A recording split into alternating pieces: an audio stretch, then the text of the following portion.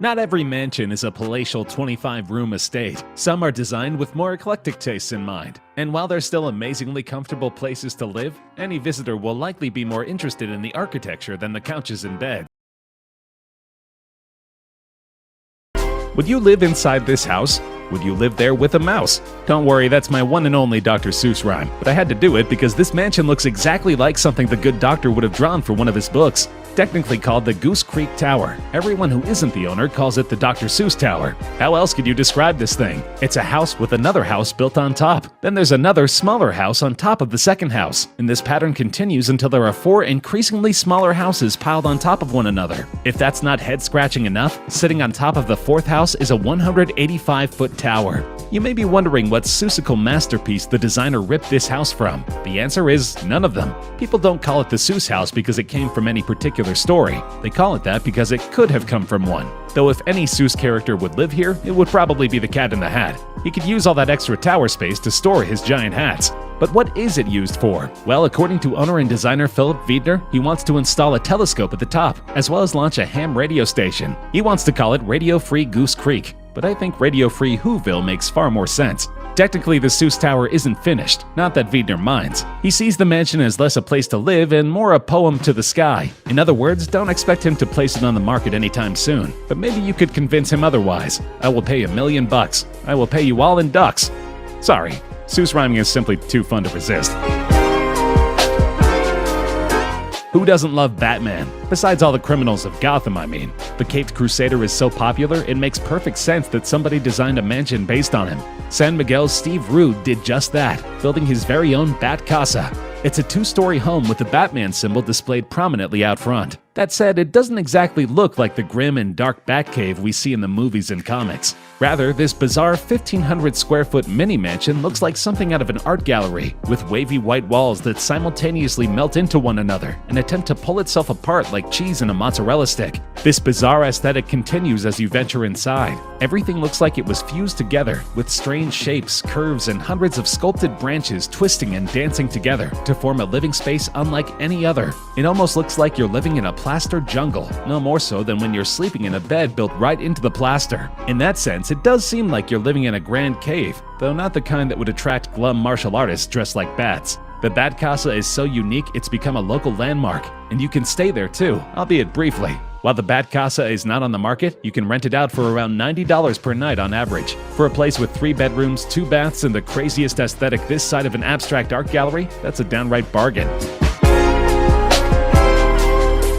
Living in the mountains is hard. Living near a mountain, however, inside a luxury mansion over 100 feet in the sky, surrounded by trees with no nosy neighbors, is both easy and desirable. Officially known as the Pau Solaro House, many call this 10-story estate the Falcon's Nest instead, and for good reason. It features living quarters that reach up to 124 feet in the air, a 2,000-square-foot solarium that looks like a nest, and a tower atop that might as well be a majestic falcon. Set against a backdrop that includes the 6,500-foot Thumb Butte Mountain, living here is essentially like living inside a movie.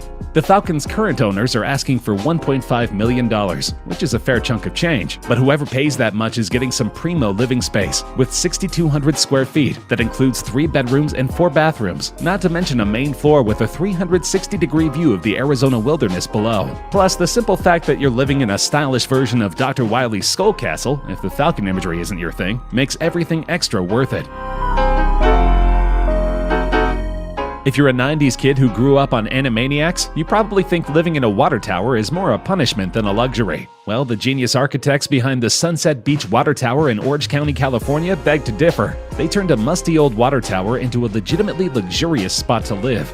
The 87-foot-high PCH water tower was once a regular old tower that stored upwards of 75,000 gallons of water at a time. That's more than 300 tons. But in the late 1970s, all the water went elsewhere, and the tower just stood there by its lonesome, watching over us like a forgotten Greek god. That is until the 80s, when some investors decided to revamp it into a cozy private home. They later sold it to a retired fire chief named Gerald Wallace for $800,000. He then attempted to flip it for up to $8 million.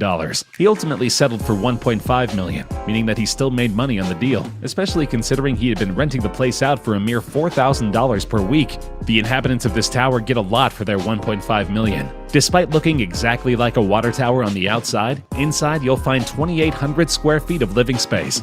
This includes 3 bedrooms, a 145-gallon aquarium, and a party room featuring a fire pit that you can mechanically lift up when it's time to dance. Plus, the view of Sunset Beach simply can't be beaten.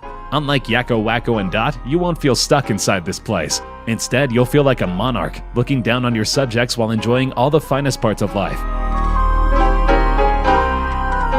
We all know about the traditional multi-floor home setup. Living room and kitchen on the bottom, bedrooms on top. Well, here's a mansion that flips that setup on its head, literally. Located in Beverly Hills, California, this upside-down house features its living quarters on the top floor, placing the bedrooms on the lower level. That's probably a little jarring when you first move in, though it does make sense. After all, if you're so tired that you just have to go to bed now, why would you want to climb a bunch of stairs to get there? That's not the reason this $3.2 million mansion's architects designed their house this way, though. The area they built on contains over 100 oak trees, all of which are federally protected from lumberjacks coming in with their axes and turning them into toothpicks. So to build a multi-floor estate, they had to build one of the floors directly into the hillside. And since the only earth-level floor is entirely see-through, it wouldn't make for a ton of privacy when getting your sleep on. But if you're sleeping in the basement surrounded by protective greenery, you have as much privacy as you need. So while it's not literally an upside-down house like Dracula's castle in Symphony of the Night, it's still mighty bizarre in its own right. Plus, it features no evil vampires, which is always a plus when looking for a comfortable place to lay your head. Living in a spaceship is one thing, but living in a giant battery is quite another. But that's about the only way to describe Germany's heliotrope, both in shape and function. This 48-foot-high mansion is literally battery-shaped, but its circular setup isn't just designed to be cool. The heliotrope actually rotates, though unlike those novelty restaurants that make it hard for those with motion sickness to enjoy their sandwich, it doesn't do so every day and only rotates 180 degrees. Adding to that, it's solar-powered, and its rotation follows the sun. It faces the sun during the cooler months and turns its insulated back to the star during the hot times. This means that at all times, the heliotrope is appropriately absorbing solar energy. It actually produces more energy than it uses, making it the first home in history to do so. Sadly, 25 years after it was built, it remains one of the few homes that do. Architect Rolf Dish, who designed the heliotrope in 1994 and still lives there, leads a luxurious life, as well as an environmentally friendly one. The heliotrope is huge, with tons of rooms, as well as a garden terrace, viewing deck, and naturally, a sun deck. Hey, who said saving the planet had to be uncomfortable?